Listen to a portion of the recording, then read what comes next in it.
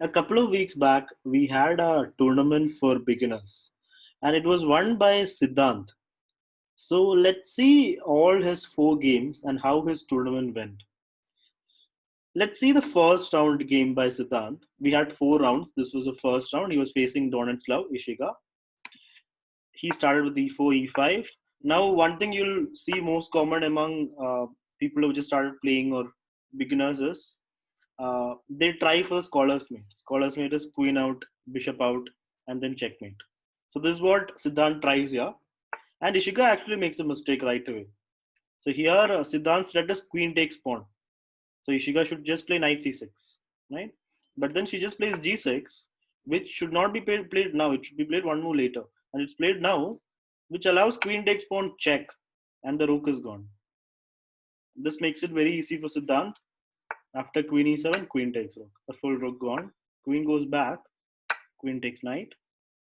Knight c6, knight f3, knight c3, d5. That's a free pawn, isn't it?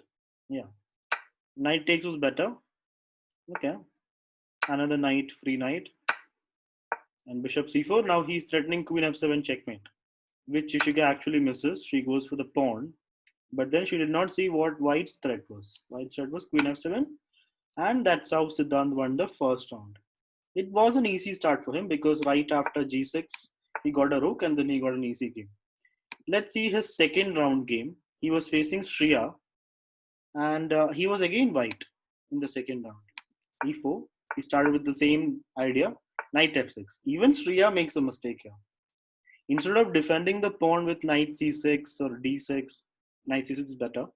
She plays knight f6, giving up a pawn right in the third move, right? And bishop e7. This is just a good position for white. He's a piece, pawn up. Queen f4, g5. That's a very risky move. Even if it was not losing the pawn, it's still a bad move.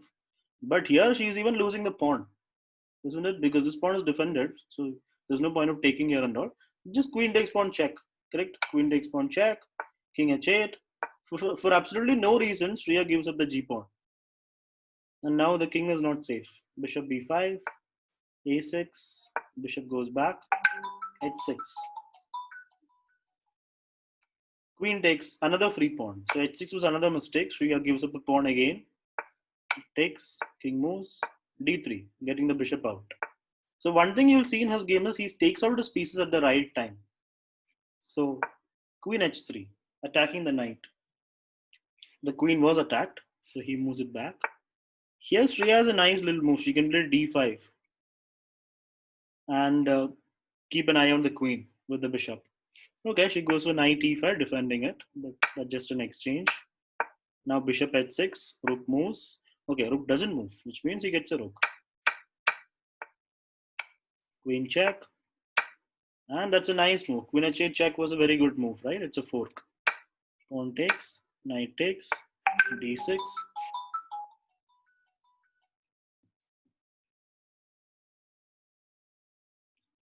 d6. Queen d5 check. That's another fork. Attacking the king and the rook. So fork is a very common tactic when we start off playing, when we're beginners. Like attack two things and take one.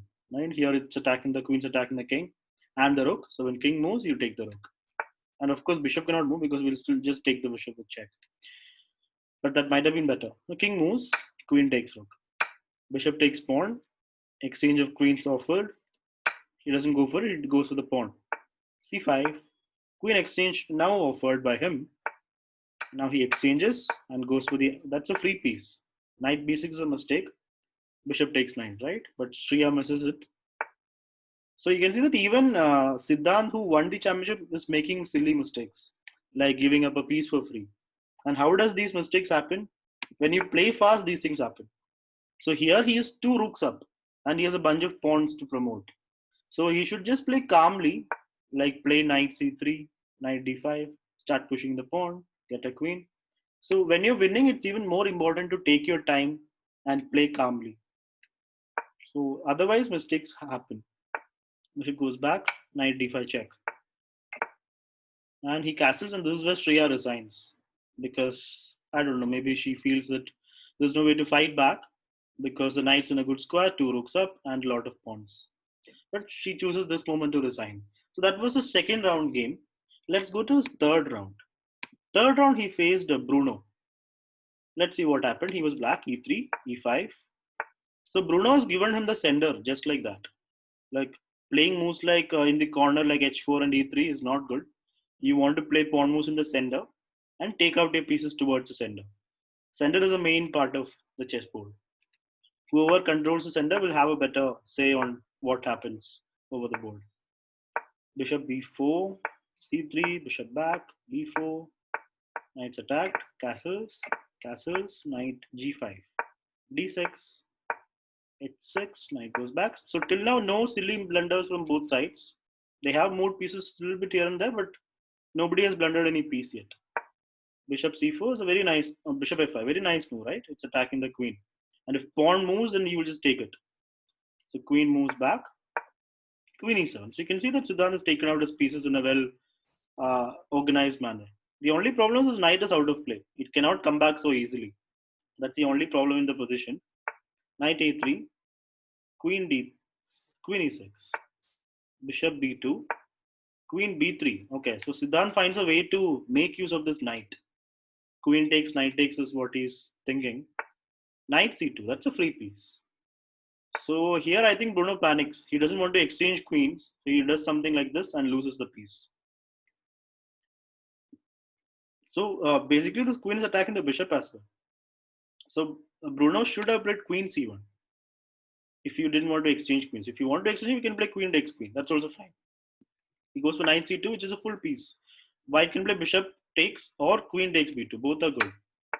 Now he gets one more piece, right? Queen takes knight. Okay, he doesn't go for it. That's another blunder from Siddhant. c4, queen b2. What's he doing? It's a free queen, isn't it? So of course Bruno takes it. It's a full piece, full queen. He takes it. Now this is a tough situation. So you can see that this is like the biggest blunder Siddhant has made till now in the tournament. A full queen, just like that. It could have been a mouse slip, I'm not sure, but looks like a big mistake. Rook e8, knight back, bishop takes knight. That's another thing we don't want to do. We don't want to exchange pieces when you're down by a queen, because that will only make our opponent's life easy. Because without enough pieces, you cannot do anything.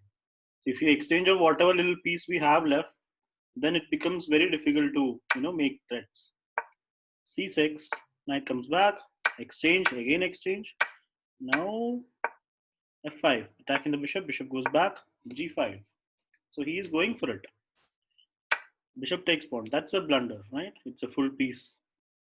The knight could just take back. So he takes the pawn. Bruno takes the pawn, but it's a full piece now. But he doesn't see it. Siddhant doesn't see that it's a full piece. He goes for pawn takes pawn, and bishop jumps back. Rook e7. So now you can see that he's trying to go after the king with rook g7, rook f6, rook g6, probably. Gives a check. King moves out of the way. Rook b1. This is not really a good square for the rook. Rooks like open lines, open files. So this is an open file. There's no pawn here, correct? This file is still closed, half closed. There is one white pawn here. So there is no use of putting a rook on this file. It would have been better placed over here. Right? Anyway, rook. You can see that Siddhant's rook is now active. It's making some threats like pawn h3. And Bruno makes a mistake here. He gives up the pawn for free. Pawn takes, king moves. It's another mistake because here he could play rook takes f2, then g2, and then okay, he plays g2, king moves, queens. That is a mistake. Rook just takes it, right? So Siddhant loses that pawn so easily. h3, rook goes there, h2. Now he loses this pawn also. So how is he coming back into the game? Looks like it's over, right? Looks like Bruno is completely winning. So what happened from here? The result is Siddhant won this game, but let's see what happened. Goes h5, he takes that also. Bishop e6, king moves up, bishop g4. Rook f4, rook f5, that's a free piece.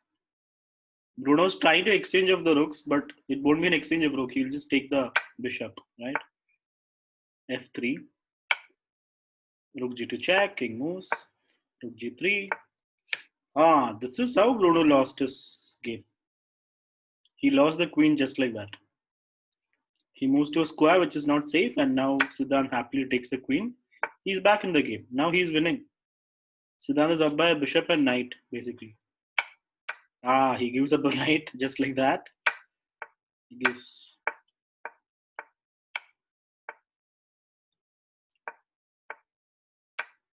Okay. Now this is just a pure rook and game where you just promote one of the pawns. Take this pawn, move the rook aside, promote the pawn. Simple task, right? Yeah, he goes for the pawn. Now the next move that black should do is rook b6. Not allow that white king anywhere close to this pawn. Because white king will stop these two pawns by going this way. But he cannot stop this a pawn if your rook cuts it off. Which is why we need to cover the b file. Otherwise, it becomes a little messy. Still winning. He goes for this position, which is fine. Okay, the pawn is about to promote. It promotes. Now we have a queen rook checkmate. Right. So that is not that clear on this checkmate. Because now he's doing it this way. He could have done it like line by line this way. Now he's doing it this way, which is also fine. He moves, check, check, and checkmate. So this was a very important game, and this was main highlight here was both sides blundered their queens, and the side that blundered last lost the game. Let's look at the last round where Siddhant was facing Shreya Mitra. He was white again. E4, E6, knight F3, knight C3, bishop out. Okay, there was a threat here. Shreya was making a threat. I mean, after queen C5, her threat is bishop takes and pawn takes back, and then take the bishop. Right. So Siddhant defends it properly. Queen goes back. D3. Now another thing I want to tell you is taking out the queen too early in the game is generally not good. If your opponent is a good player, he or she will easily take advantage. Like she'll bring out pieces. He or she will bring out pieces with tempo, with attack, and that will help their position. G3. Not a ideal move. He wants to play bishop f4. That's his plan. Okay. Bishop f4 played. Queen e7. He could play bishop takes pawn. Okay, castles. Castles. Queen e2. e5. This is a move she could have done before itself. When the bishop came here, she could have directly played e5. There is support, enough support. Okay, bishop. Now this is a pin, right? Shreya's knight is pinned. If it moves, then bishop takes queen. d5. That is a free pawn. The knight can just take it. He takes with the pawn, but taking with the knight was better. Because that would have been attacking the queen, attacking the knight, attacking the bishop. That would have been winning actually. Because knight takes pawn, queen moves somewhere, and bishop takes, pawn takes, and then knight takes bishop. Goes to pawn takes, which is fine. Now white is getting one more pawn, isn't it? White gets knight e5, right? He goes for that. Queen d6, knight back. That's a full piece. Knight c6, pawn takes back, and bishop moves. No, bishop f4. That's a nice move. So these are the kind of moves that show that he is showing some characteristic of a champion, basically. Like a normal move would be just moving the bishop to c4, but he wants more. That you can see here, bishop f4, making the bishop more active. In no hurry to move the bishop. He moves and then bishop c4. That right there is a sign of a good player. He is in no hurry to make obvious retreating moves or defensive moves. He looks for the better option before making the obvious retreat. Okay, knight h5. Not really attacking, but it's a small threat. You don't want this bishop to be gone. So he moves it back, which is right. Queen h3. This queen looks a little dangerous, but without any other piece, it can't do anything. So this is fine. I know it looks scary for white because of this queen, but it's fine. Rook e1, bishop g4. Now this is looking a little problematic. The knight's pinned. Next move could be like rook e8, but that doesn't seem to be a big problem. Okay, knight takes, pawn takes. This is now a problem, right? Black can play bishop takes f3. Oh my god, Shreya could have done this. She played bishop d6. Wow. If she played bishop takes knight, she would have won this game. She would have been the champion. Because bishop takes knight, attacks the queen. Queen can't take it, queen's defending it. So queen has to move. And then queen g2 is checkmate. Which means if Shreya had played bishop takes knight, she would have won the white queen at least. And maximum it would have been checkmate. Minimum queen. She didn't see it. She played bishop d6, which is a mistake. It's a missed win. f5. Even here, bishop takes f3. She misses it again. She blunders a queen. Oh my god. It's not a full queen because knight takes. Shreya will also take the queen. But here, what she misses, bishop takes knight would have been game over. Because bishop takes queen, queen takes back. We won't even take the queen. We will give checkmate on h2. The knight stopping the queen from coming here. So you first take the knight and then give checkmate. Queen h2, which is a mistake. King takes. Oh, she does not even take the queen. Which means it's completely winning for Siddhant now in the last round of the tournament. This should not be a difficult conversion. This is easy, right? Siddhant is up by a bishop, knight, and a queen. We could play something like rook g1 and threaten mate. This pawn is pinned, so g6 also will not work. He goes for queen h4, which I'm not really sure about. Bishop d5. What is he doing? Giving up pieces. So one thing I notice in beginner players' games is they give up pieces so easily. So how can we improve on that? How can we avoid those things? There is no other way than practice. Basically, after having played enough games, after having got that board vision, you will know when a piece is in danger. Like you will know when you keep a piece whether it's safe or not. That sense of danger will come only after you've played enough games. So at the beginner stage of a player, you have to play a lot of games. Win, lose, it doesn't matter. You just have to get used to a lot of positions, get familiar with the pieces. Once you do that, your pieces will stop falling off the board just like that, and they will be safe. Your opponent will not be able to take them so easily. And once you stop those one move blunders, then the game automatically improves and you become a better player. Here he gives up a bishop just like that. Knight takes, rook b8, knight takes, rook takes, queen e4, threatening pawn f6, which is not really a threat, but still. Queen e7, rook takes check, king g1. And another thing is you want to get the king up because it's the end game. There are very less pieces. So there's no sense in keeping it back. Your king can be useful by going up. King goes down, rook takes back. So Siddhant is allowed Shreya to be unnecessarily active with this rook. Because she could not have done this if Siddhant didn't let her. He could have finished the game in a better way, but he allows that rook to be okay. Now he wants to exchange the rooks, but she doesn't want to because that's her only piece. Queen takes. He just gives up the queen. That was not needed at all. I mean, it simplifies it for him because he has a rook and a knight, but it was easy to play with the queen, right? Rook f5, directly taking the pawn was better, isn't it? Now the king comes up. Okay, this has become unnecessarily complicated. Rook takes, knight f6, king. Yeah, these pawns are not going anywhere, so there is no need to do anything for white. White can just promote the pawn. Oh, wait. If white promotes the pawn, it might be a stalemate. No, pawn can push. Yeah, black cannot do anything, right? You can just play 4 moves and promote. You check, and here it's a checkmate. Sorry, it's actually a checkmate because after g3, rook h7 is mate because there's no move. I thought it was almost stalemate because of this pawn move, but there's no move. It's a checkmate. So yeah, so I've given my advice already before the end of 4 games. Like when you're a beginner player, your aim should be to just play a lot of games, and once you stop dropping pieces easily, then your rating will just keep going up, and you will start defeating good players. So this was Siddhant's journey through the tournament. He got 4 out of 4.